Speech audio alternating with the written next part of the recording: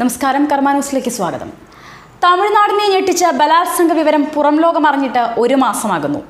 തനിക്ക് സംഭവിച്ച ദുരവസ്ഥ ലോകത്തോട് തുറന്നു പറയാൻ അവൾ കാണിച്ച ധൈര്യത്തിന് ആദ്യം തന്നെ പറയട്ടെ ഒരു സല്യൂട്ട്. ആ തുറന്നു പറച്ചിലൂടെ വിലങ്ങണിഞ്ഞത് 5 കൊടും കുറ്റവാളികളാണ്.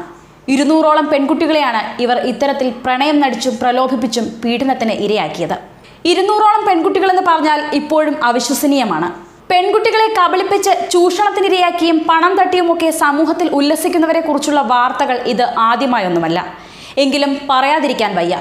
ഇവരൊക്കെ സ്വയംഭൂവായവരല്ലല്ലോ, ഏതെങ്കിലും ഒരമ്മയുടെ ഗർഭപാത്രത്തിൽ പിറന്നതല്ലേ.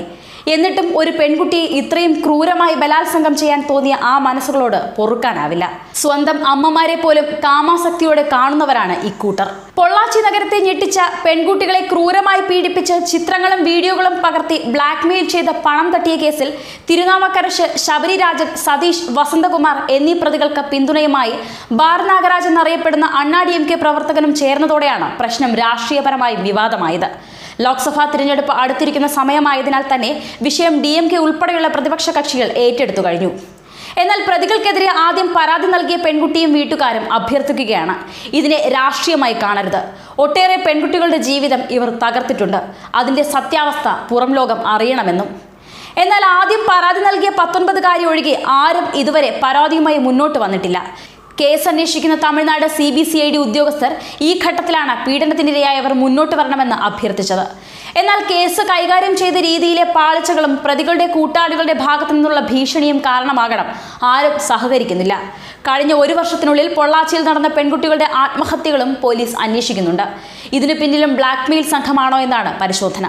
കേസിൽ അറസ്റ്റിലായ ശബരിരാജൻ വാട്സപ്പ് സന്ദേശങ്ങളിലൂടെയാണ് പെൺകുട്ടിയുമായി പരിചയപ്പെട്ടത്. സ്കൂളിൽ പെൺകുട്ടിയുടെ സീനിയർ ആയിരുന്നു ഇയാൾ. പെൺകുട്ടിയുടെ സഹോദരനും അടുത്തറിയാം. ഫെബ്രുവരി 12-നായിരുന്നു കേസിന് ആസ്പദമായ സംഭവം നടന്നത്. അത്യാവശ്യ കാരണമുണ്ടെന്നും സംസാരിക്കണമെന്നും ആവശ്യപ്പെട്ടാണ് ഇയാൾ പെൺകുട്ടിയെ പൊള്ളാച്ചിയിലെ ഒരു ബസ് സ്റ്റോപ്പിലേക്ക് ക്ഷണിച്ചത്. എല്ലാവർക്കും അറിയാവുന്ന സ്ഥലമായതിനാൽ തന്നെ പെൺകുട്ടി പറഞ്ഞ സ്ഥലത്തെത്തി. അവിടെ ശബരിരാജൻ കാത്തുനിൽപ്പുണ്ടായിരുന്നു. കാറിൽ പോകാമെന്നും യാത്രക്കിടെ സംസാരിക്കണമെന്നും പറഞ്ഞ് പെൺകുട്ടിയെ ഒപ്പം കൂട്ടി. പരിചയമുള്ള ഒരു റെസ്റ്റോറൻറ്റിൽ ഭക്ഷണം കഴിക്കാമെന്ന് പറഞ്ഞാണ് പോയതെങ്കിലും വണ്ടി അവിടവും കടന്നുപോയപ്പോൾ പെൺകുട്ടിക്ക് സംശയമായി. എതിർത്തപ്പോൾ മർദ്ദിച്ചു.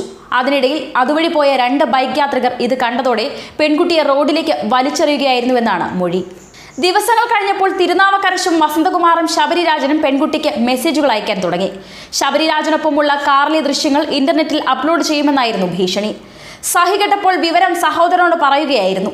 താൻ പീഡനത്തിന് ഇരയായിട്ടില്ലെന്നും പെൺകുട്ടി പറഞ്ഞു. ഒരു തമിഴ് മാധ്യമമാണ് ഇക്കാര്യം പുറത്തുവിട്ടത്. ഫെബ്രുവരി 16-ന് പെൺകുട്ടിയുടെ സഹോദരനും സുഹൃത്തുക്കളും ചേർന്ന് ശബരിരാജനെ പിടികൂടി മർദ്ദിച്ചതോടെയാണ് തമിഴ്നാടിനെ നടുക്കിയ പെൺവാണിഭ സംഘത്തിന്റെ വിവരങ്ങൾ പുറത്തുവരുന്നത്. അതേസമയം പൊള്ളാച്ചി പീഡനത്തിന്റെ ക്രൂരതയും ഇരയാക്കപ്പെട്ട പെൺകുട്ടിയുടെ ദൈന്യതയും വെളിപ്പെടുത്തുന്ന വീഡിയോ പുറത്തു വന്നു. പെൺകുട്ടിയെ എങ്ങനെയാണ് വലയിലാക്കിയതെന്നും പീഡിപ്പിച്ചതെന്നും അറസ്റ്റിലാവുന്നതിന് മുൻപായി പ്രതികൾ കുറ്റസമ്മതം നടത്തുന്നതാണ് വീഡിയോയിലുള്ളത്. തമിഴ്നാട് സർക്കാർ കേസന്വേഷണം CBIക്ക് കൈമാറി ഉത്തരവിട്ടതിന് പിന്നാലെയാണ് വീഡിയോ പുറത്തു വന്നത്. 3.25 മിനിറ്റ് ദൈർഘ്യമുള്ള വീഡിയോയുടെ ആധികാരികതയെപ്പറ്റി ഉറപ്പില്ലെന്ന് ദേശീയ മാധ്യമങ്ങളും റിപ്പോർട്ട് ചെയ്യുന്നുണ്ട്. മനസാക്ഷിയെ ഞെട്ടിച്ച പൊള്ളാച്ചി പീഡന കേസിലെ പ്രതികൾക്ക് കടുത്ത ശിക്ഷ ഉറപ്പാക്കണമെന്ന് ആവശ്യപ്പെട്ട് തമിഴ്നാട്ടിലുടനീളം കോളേജ് വിദ്യാർത്ഥികൾ പ്രതിഷേധിച്ചു. ചെന്നൈ, മധുര, കോയമ്പത്തൂർ, തഞ്ചാവൂർ, ഉദുമൽപേട്ട, പൊള്ളാച്ചി തുടങ്ങിയ സ്ഥലങ്ങളിലെ കോളേജ് വിദ്യാർത്ഥികളും മെഡിക്കൽ വിദ്യാർത്ഥികളും പലയിടത്തായി റോഡ് ഉപരോധിച്ചു. സമരങ്ങളും നിലവിളികളും പ്രതിഷേധങ്ങളും അടങ്ങുന്ന നാൾ മുതൽ നമ്മൾ സൂക്ഷിക്കണം. പെണ്ണുടലുകളെ കടിച്ചുകീറുന്ന ചെന്നായ്ക്കൾ ഇറങ്ങാൻ വീണ്ടും സമയമായെന്ന്. ന്യൂസ് ഡെസ്ക്, കർമ്മ ന്യൂസ്.